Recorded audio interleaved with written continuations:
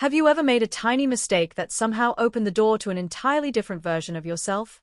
Mine started with a wedding, a hallway, and one very wrong door. I wasn't looking for anything unusual that day.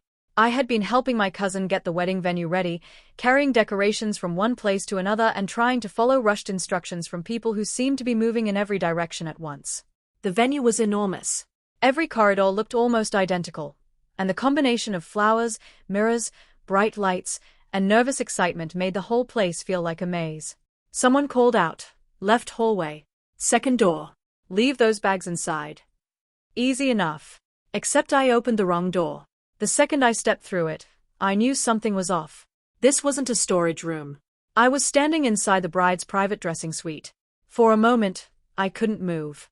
The room was completely different from the noisy hallway outside. Beautiful gowns hung along the walls. Makeup lights surrounded enormous mirrors. Jewelry was arranged across tables, while elegant shoes waited neatly in pairs beneath the clothing racks. I was already preparing to apologize and disappear when someone sitting at the makeup table looked up. "Oh, good.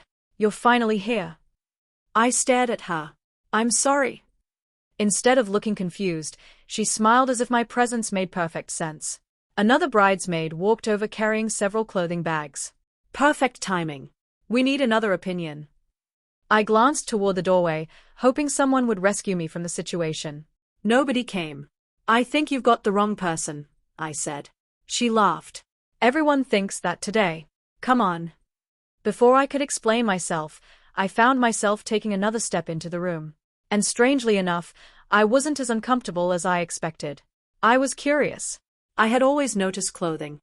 Fabrics, colors, shapes, stitching, the way different outfits change someone's appearance. I simply never talked about it. I worried that people would misunderstand why I found feminine fashion so fascinating. But suddenly I was surrounded by it. There were gowns in different fabrics, carefully chosen accessories, perfectly arranged shoes, makeup products, hairstyles, and dozens of tiny details that most people probably wouldn't notice. One of the bridesmaids caught me staring at a dress. "Beautiful, isn't it?" I nodded. "Yeah. The details are incredible." She smiled. "Exactly." There was no judgment in her voice. No awkward reaction. Just appreciation. That small moment made me relax. As preparations continued, I started noticing something I had never understood before. A transformation doesn't happen all at once. It happens through dozens of small decisions. A hairstyle is adjusted. A piece of clothing is fitted correctly. Colors are balanced. Accessories are chosen carefully. Posture changes. A person's confidence slowly begins to show. Watching the stylist's work made the entire process feel less mysterious. What looked effortless from the outside was actually the result of experience and attention to detail. At one point, a bridesmaid held up 2 pairs of heels. "Which one?" I looked at both. "The second pair," I said. "The shape works better with the dress." She raised an eyebrow. "You actually noticed that?" I shrugged. "I like design." She smiled. "You have good taste." For some reason, that simple compliment stayed with me. I couldn't remember the last time someone had complimented me for noticing something about fashion. For years, I had deliberately ignored those interests because I was afraid of how people might interpret them. But standing there, I started wondering whether there was anything wrong with simply appreciating beauty and style. Maybe I wasn't strange. Maybe I had simply been afraid to admit what interested me. I continued watching the stylists. One adjusted a veil by what looked like almost nothing. Another moved an earring slightly because the balance wasn't quite right. The makeup artist blended colors so smoothly that it was difficult to tell where one shade ended and another began. That taught me another important lesson. Good presentation isn't necessarily about adding more. It's about knowing what actually works. That idea stayed with me when I began thinking about feminine presentation and cross-dressing. A dramatic outfit doesn't automatically create a convincing appearance. Expensive clothing isn't a shortcut to confidence. The basics matter far more. A good fit, compatible colors, natural posture, a hairstyle that suits the face, accessories that complement rather than dominate, and, perhaps most importantly, feeling comfortable enough to carry everything naturally. Later, someone handed me a small jewelry box. Inside were several delicate necklaces, bracelets, and earrings. I noticed something immediately. Nothing was competing for attention. Every piece had a purpose. One simple necklace could make an outfit feel complete without needing 5 other accessories around it. That made me realize how often people confuse transformation with excess. Sometimes the strongest change comes from doing less, but doing it properly. By then, I had completely forgotten that I had entered the room accidentally. I was asking questions whenever someone had a spare moment and quietly observing how everything came together. One of the stylists eventually noticed. "You ask some interesting questions." I laughed. "I've never really learned any of this." "Most people haven't." She picked up 2 makeup brushes. "These look almost identical, right?" I nodded. "They aren't." She explained how one was better for blending while another created a more precise finish.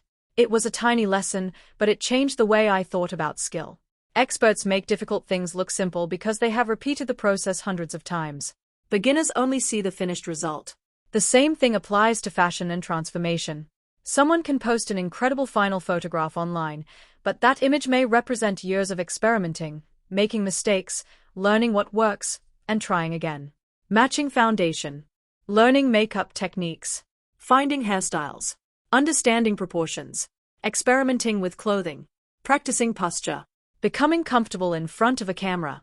Building confidence. None of those things happen overnight. The finished appearance is simply the visible part of a much longer learning process. That realization changed something inside me.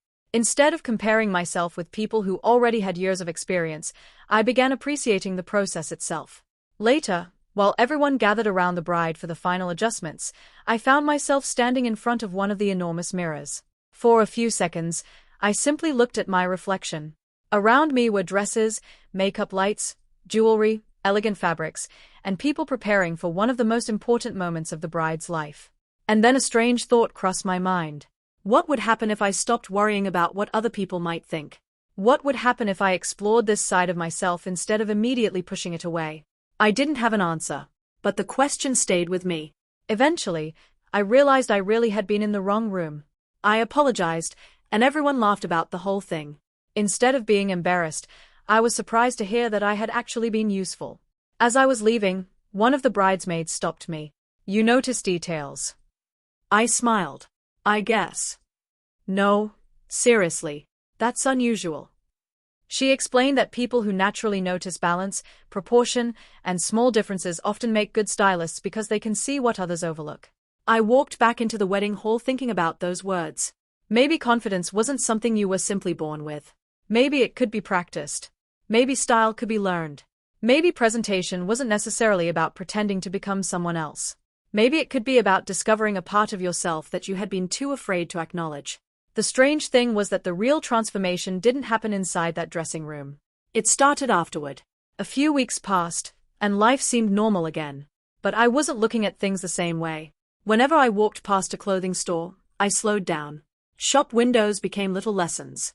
Instead of thinking, "That's men's clothing or that's women's clothing," I started asking different questions. Why does that combination look balanced? Why does one silhouette immediately stand out? Why does one color combination feel elegant while another feels overwhelming? For the first time, I was looking at fashion as a skill instead of a set of labels. One evening, I stood outside a boutique for nearly 10 minutes just watching people. Something became obvious. Some people wore expensive clothes and still looked uncomfortable. Others wore simple outfits and somehow appeared incredibly polished. The difference wasn't always money. It was confidence. Confidence changed how people walked. It affected their posture. It changed where they looked. Even the way they smiled seemed different. Clothing could support confidence, but clothing alone couldn't create it. That became one of the most important lessons I learned. I didn't want to rush into some dramatic transformation. I wanted to learn.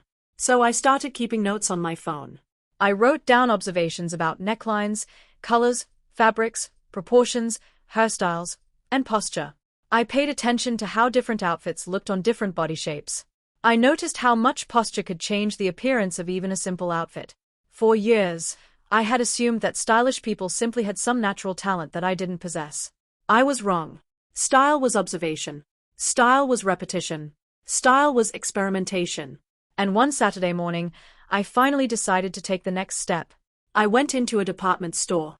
My heart was beating far faster than it should have. It felt ridiculous because nobody knew what I was doing. Yet I imagined that everyone was watching me. They weren't. Employees were helping customers. Families were shopping. Music was playing quietly. Everyone was busy with their own lives. The judgment I feared was mostly happening inside my own head. That realization made it easier to breathe. I slowly walked through the different sections, comparing clothes rather than randomly choosing things. Why did one dress look elegant while another seemed overly complicated? Why did one skirt feel timeless while another looked strongly influenced by current trends? Why did one blouse create a softer appearance? The more questions I asked, the more patterns I began seeing. Simple designs often looked more sophisticated. Neutral colors were easier to combine. Fabric quality changed the way clothing moved.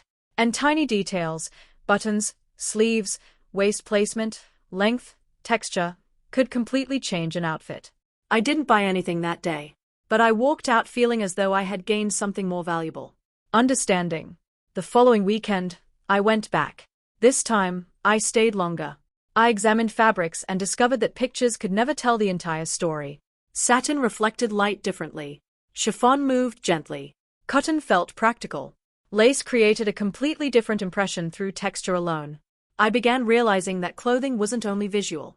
How something felt affected how comfortably you wore it, and comfort affected confidence. Then I noticed a simple scarf. It wasn't expensive. It wasn't dramatic. It was just a soft, neutral-colored scarf. I picked it up. I looked around. Nobody cared. That tiny purchase felt strangely significant. It was the first time I had allowed myself to make a decision based on curiosity instead of fear. When I got home, I experimented with it. Around my shoulders. Loosely around my neck. Draped over one arm. Every variation changed the overall appearance. And once again, I learned that styling wasn't necessarily about owning more clothes. It was about understanding what you already had and discovering how many ways one piece could work. Over the next several weeks, my curiosity grew. Instead of watching random videos before bed, I started studying color theory, wardrobe coordination, body proportions, and personal styling. I wasn't trying to become an expert overnight. I simply enjoyed learning. One sentence from a creator particularly stuck with me. Don't dress for the person you wish you were. Dress in a way that helps you feel more confident today. That changed the way I approached everything. Beginners often compare themselves with people who have spent years practicing. Then they wonder why their first attempts don't look like someone else's 1000th attempt. The truth is simple. Every expert started as a beginner. Every makeup artist once struggled with eyeliner. Every person who eventually became comfortable experimenting with clothing once had doubts. Nobody gets to skip the awkward stage. Once I accepted that, the entire process became more enjoyable. Eventually, I decided to take another step. I ordered a simple wig. Nothing dramatic. Just a natural-looking style that I thought might suit me. When the package arrived, I stared at it for several minutes. Part of me wanted to open it immediately. Another part wanted to put it away and pretend I had never ordered it. Fear was doing what fear always does. It was giving me 100 reasons to stop. I opened the package anyway. The wig felt surprisingly realistic, lighter and softer than I expected. Then I tried putting it on. The result was terrible. It sat crooked. The hairline looked unnatural. The whole thing looked nothing like the image I had imagined. I looked in the mirror and started laughing. If I had taken a photograph, I probably would have deleted it instantly. But instead of giving up, I remembered the wedding stylists. Nothing looked perfect on the first attempt. And maybe that was the real lesson I had been searching for all along. Transformation wasn't about suddenly becoming perfect. It was about being willing to look at an imperfect first attempt, learn from it, and try again. The first wig looked terrible. It sat at the wrong angle, the hairline didn't look natural, and whatever image I had imagined in my head certainly wasn't what I saw in the mirror. But instead of taking it off and giving up, I remembered something from that wedding day. The stylists hadn't created perfection in a single move. They adjusted. They checked. They corrected. Then they tried again. So I did the same. I moved the wig slightly. Better. I changed it again. Better still. For almost half an hour, I experimented with small adjustments until I finally stopped staring at every flaw and began noticing what might actually work. That was a turning point. I stopped treating every attempt like an exam I could fail. Instead, I started treating each one like an experiment. Over the next few weeks, I practiced whenever I had time. I learned how to position the wig properly, how different lighting changed the way everything looked, and how much a relaxed posture could influence an entire appearance. The improvements were tiny. One day I barely noticed them. After a month, however, I compared an early photograph with a recent one and couldn't believe the difference. Practice had done what I once thought talent was responsible for. Then I began experimenting with makeup. I expected it to be incredibly difficult, and in some ways, it was. Matching foundation took patience. Blending took longer than online tutorials made it seem. Mascara required a steadier hand than I possessed. Lip color looked completely different under different lights. Some attempts were disasters. Sometimes the foundation was too dark. Sometimes the lipstick was uneven. Once, I managed to make both eyebrows look like they belonged to completely different people. There were evenings when I removed everything and started again. Oddly, those frustrating sessions became some of my most useful ones. Every mistake answered a question. Why did that shade look wrong? Why did the blending appear uneven? Why did the same makeup look different under another light? Eventually, I remembered the makeup artist from the wedding. Back then, I had watched her work and assumed she simply had natural talent. Now I understood the truth. What looked like effortless skill was probably the result of countless hours of repetition. That realization took away a lot of pressure. I didn't need to become excellent immediately. I only needed to improve a little. Then came photography.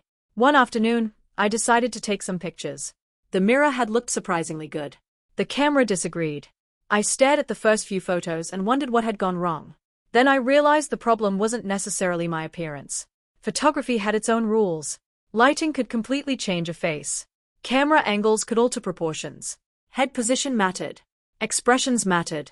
Even the distance between the camera and the subject could change the result. Once again, I discovered another skill hiding beneath something that appeared simple. The internet had taught me an important lesson without meaning to. People usually show the final result, not everything that happened before it. You see the perfect photograph.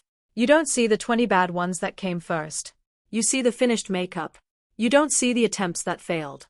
You see the polished transformation. You rarely see the months of practice behind it. Understanding that made learning much easier. And gradually, something else began changing. Not just my appearance. Me. I became more comfortable making eye contact. I spoke with less hesitation. I stopped worrying so much about whether strangers were judging me. Friends even began commenting that I seemed more relaxed. When they asked what had changed, I usually gave a simple answer. I've been learning something new. That was true. I just didn't tell them the entire story. Months passed. Eventually, I found myself thinking about that accidental visit to the bridal dressing room. It seemed almost unbelievable that such a small mistake had redirected so much of my life. If I had opened the correct door that afternoon, perhaps none of this would have happened. Sometimes an accident doesn't take you off the path. Sometimes it reveals a path you didn't know existed. I also began asking myself a different question. Instead of wondering, do I look perfect? I started asking, what can I improve today? That tiny change completely transformed the way I practiced. One question created pressure. The other created progress. From then on, every session became an experiment. Some evenings, I worked only on posture. It seemed almost too insignificant to matter, but the difference was remarkable. I would stand in front of the mirror, relax my shoulders, straighten my back, adjust my neck, and slightly lift my chin. The clothing hadn't changed. My face hadn't changed. The mirror hadn't changed. Yet the entire presentation looked different. That's when I realized how often people overlook posture. They spend money searching for better clothes while ignoring the way they carry themselves. A simple outfit can look polished when someone stands confidently. An expensive outfit can look uncomfortable when the person wearing it is tense. Walking taught me another lesson. At first, I assumed feminine movement meant making every step noticeably different. It looked forced. The harder I tried, the less natural it became. Then I remembered the women I had watched at that wedding. They weren't performing. They weren't thinking about every movement. They simply walked. So I stopped trying to imitate an exaggerated idea of femininity. I focused instead on smaller details, balanced steps, relaxed arms, a steady pace, and natural movement. Everything immediately became easier. Confidence doesn't usually announce itself through dramatic gestures. Often, it looks like someone who isn't worried about how every movement appears. That lesson extended far beyond clothing. Whenever people become overly conscious of themselves, tension shows. Learning to relax is part of learning presentation. Eventually, I looked at everything I had accumulated. One wig, a few accessories, basic makeup, a handful of clothing pieces, nothing extravagant. And I realized I had once believed I needed an enormous wardrobe before I could even begin. I was wrong. A small collection had actually taught me more. When you have fewer choices, you become more creative. You learn how to combine pieces. You discover different ways to use the same accessory. You find multiple outfits hidden inside the same basic items. That kind of creativity is far more useful than constantly buying something new. I became especially interested in color. At first, I had chosen colors simply because I liked them. Now I wanted to understand why certain combinations worked. Neutral shades created a calm, sophisticated feeling. Monochromatic outfits often appeared cleaner.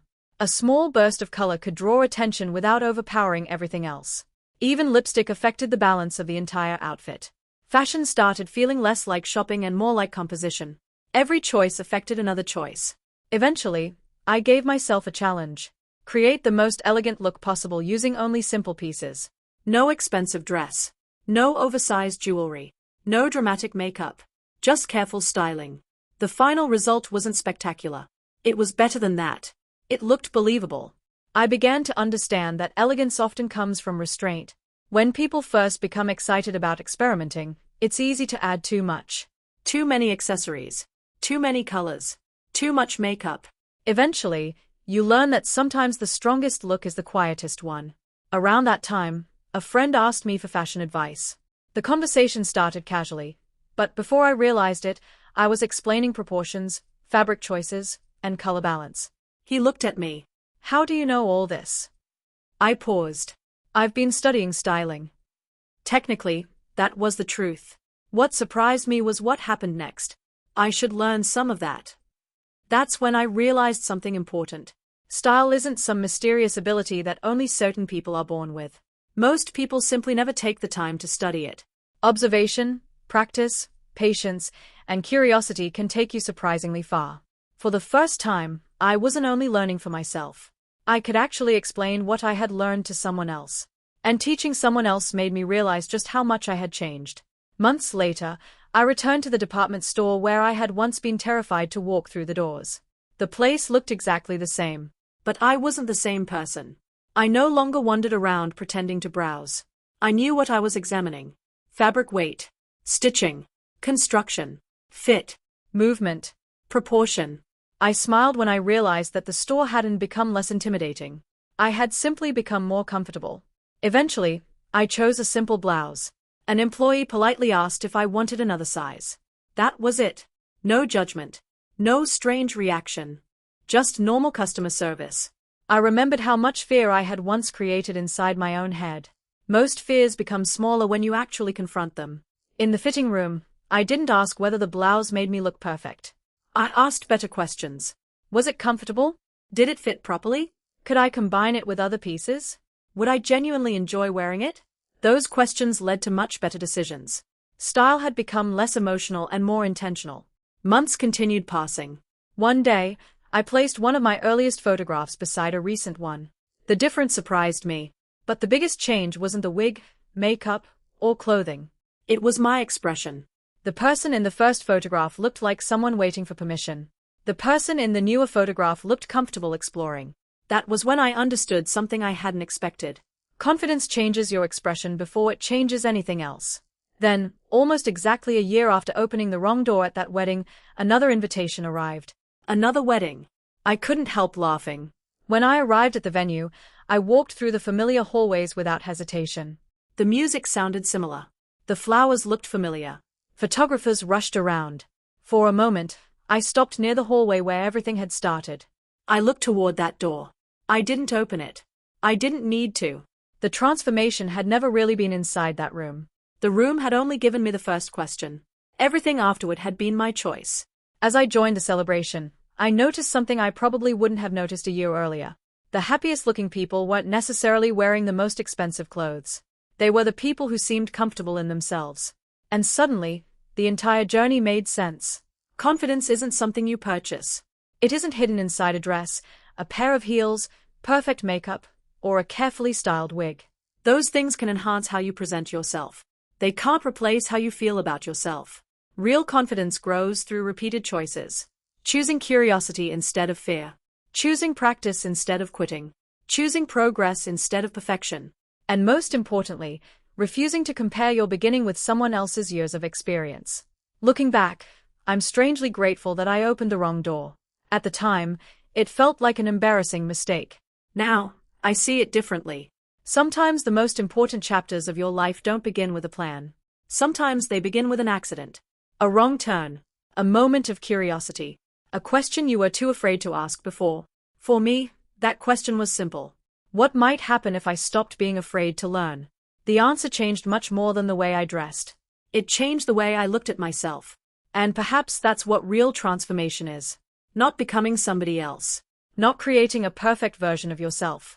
But finally becoming comfortable enough to discover the person who was already there.